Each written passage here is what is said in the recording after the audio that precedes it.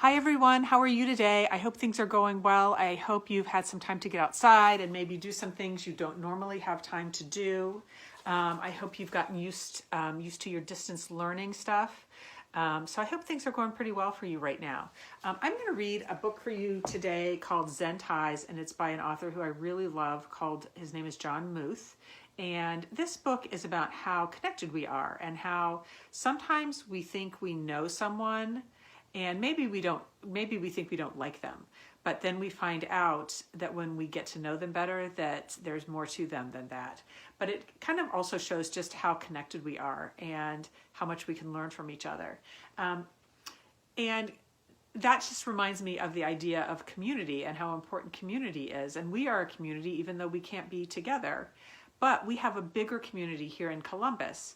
So, something that I think we could do that actually a K5 mom sent me something, and we had been talking about it as a staff, but this is a real way that we can help some people who are working really hard at hospitals, which is at Wexner Medical Center, which is a hospital at Ohio State. They have set up a Gmail account, and it is, the Gmail account is thankswexnermed@gmail.com. Thanks, WexnerMed, all one word, @gmail.com. And you could draw a picture or write a note or do something like make a fun sign, and you could send it, like take a picture of it and send it in an email, and they will make sure that that our notes and emails and drawings and things get shared with all the people who are working really, really hard right now. And I think that might give them, the encouragement they need, because they're probably really tired and it's probably a lot. So it's important to support people when they are in that situation. So I hope you'll do that, because I think that would be a great thing for you to do. So let's read our book, Zen Ties by John Muth. I want to show you the end pages. Here is the panda, Stillwater is his name. And Stillwater has a nephew named Ku, and they're giant pandas, and they're doing Tai Chi. There. Oh, there's a fun thing that I wonder if you'll pick up on in the book. Your parents might pick up on it too, but I think some of you guys will figure it out. Mom, there's a bear over there, said the little girl. A what? Asked her mother. A big panda bear, said the girl. The illustrations are so beautiful. What's he doing? Asked the little girl's mother. He's sitting. Maybe he's waiting for someone, said her mother. Stillwater was waiting for someone. He was waiting for the arrival of his nephew, Ku. See, look, there's Stillwater. He's sitting there. I think he's meditating, which is such a nice way to calm your mind. Here comes Ku. Uncle Stillwater, Summer, I have arrived. Seeing you brings smiles. Hi, Ku, said Stillwater. I brought you some welcome balloons. Ku took the balloons and bowed. An uplifting gift. Could you carry my case, generous uncle? Asked Ku. It is a short walk to the house, but there is a nice park on the way. Let's stop there and have some tea, said Stillwater. Look at those amazing pictures.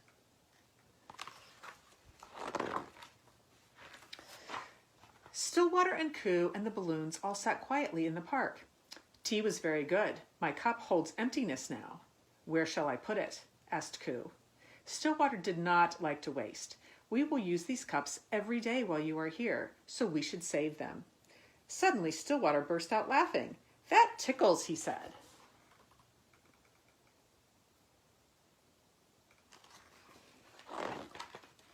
Hi, Stillwater, said his friends Addie, Michael, and Carl. We were just coming to see you. Hello, said Stillwater. I would like for you to meet my nephew, Ku. The children introduced themselves, and everyone ran off to play. I wonder if you would like to have a friend like Stillwater, a big giant panda friend. Addie invented a game called Jump on Stillwater. It was fun. That looks fun to me.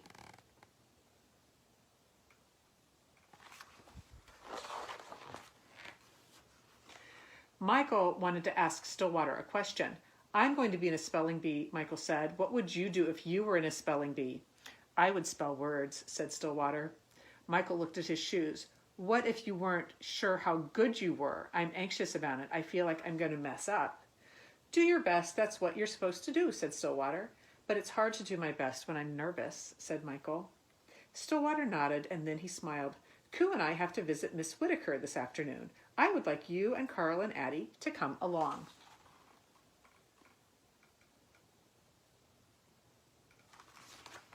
I wonder if you've ever been nervous about something. The Miss Stillwater who lives on our street? Asked Addie. That Miss Stillwater? Asked Carl. She hates us. She's really old and she spits when she talks. Every time we walk past her house, she shouts at us. She scares me. She's your friend? Michael asked. Stillwater looked at them. Yes, he said. She isn't feeling well and we must bring her something to eat.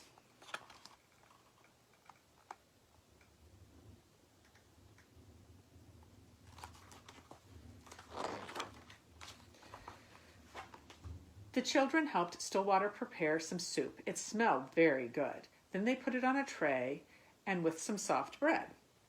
As they walked quickly down the street, Stillwater said, Miss Whitaker is a good friend. You will see.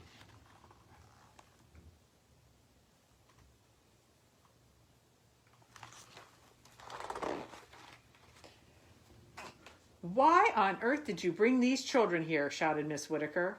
The children backed away. Hello, Miss Whitaker, said Stillwater. You look well today. We brought you some nice soup.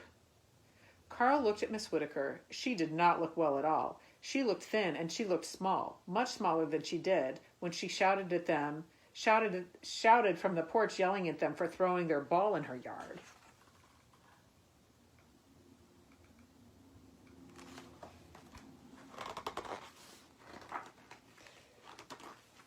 Stillwater helped Miss Whitaker up to bed, and he offered her the soup. Then he asked Addie to sweep the floor, and he asked Michael to open the curtains and the blinds. Carl, hold the dustpan still, said Addie. So there's Miss Whitaker, and there are Michael, Carl, and Addie helping. Carl and Coo are very good at drawing pictures, said Stillwater. I can't see pictures anymore, said Miss Whitaker crossly. Carl and Coo drew several pictures together. When it was time to leave, Stillwater put them up around Miss Whitaker's bed. He told her they would come back tomorrow.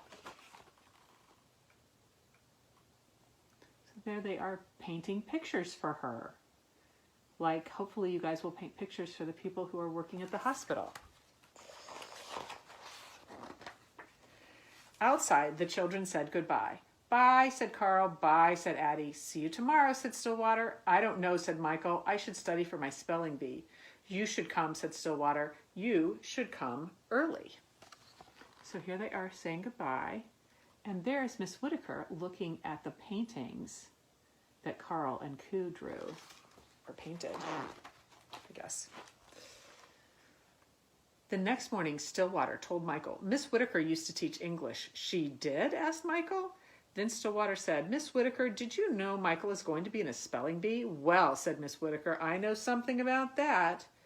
Now listen, just like plants, words have roots, Miss Whitaker said. A plant grows from its roots, and so do words. Roots of words can teach you to spell. And with that, Michael spent the morning with Miss Whitaker studying for his spelling bee.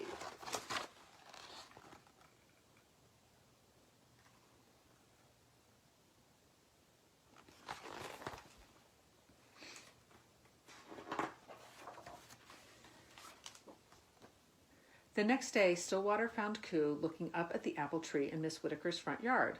Oh, hello, Stillwater, said a voice from up in the tree. Can you catch me? I'm going to show you this. I was getting some apples for Miss Whitaker, said Carl.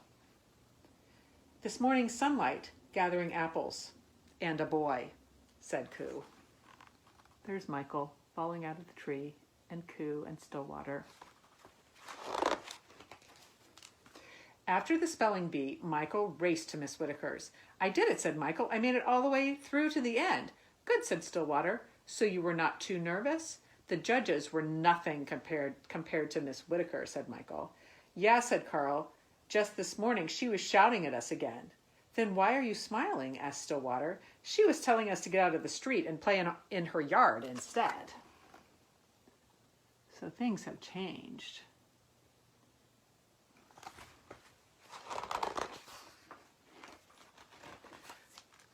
On the last day of Ku's visit, Michael presented Miss Whitaker with the ribbon he got at the spelling bee. Carl gave her the apples he had gathered. My mother taught me to make apple tea, said Miss Whitaker. I haven't made it for years. Now Addie and I have made some for you.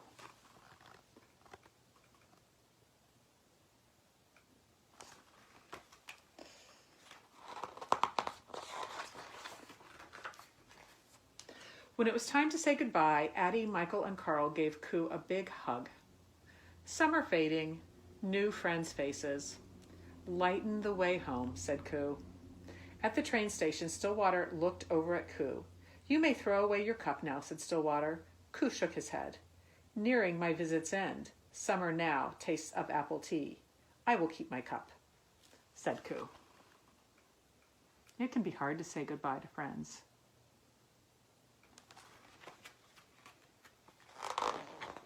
The end. Here are Stillwater and Ku meditating on the picnic table. So I hope you liked that book. I think it's a really beautiful book, and I think it teaches us a lot. And I hope, just like the kids in the story made pictures for Miss Whitaker, that you will make pictures for the people who work at the Wexner Medical Center and have your grown-ups email them so that they can be shared.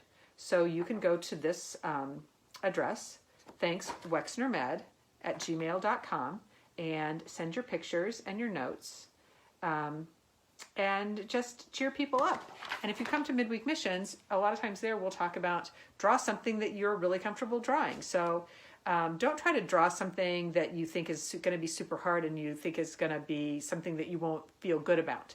Draw something like a peace sign or a rainbow or a heart or something that you feel really good about drawing. Maybe you have something else you're really great at drawing. Maybe you love to draw dogs or pandas or whatever. But be thoughtful, because it's like a special gift for someone who needs our extra love right now. So I hope you are well. I'm sending prayers to you for health and peace.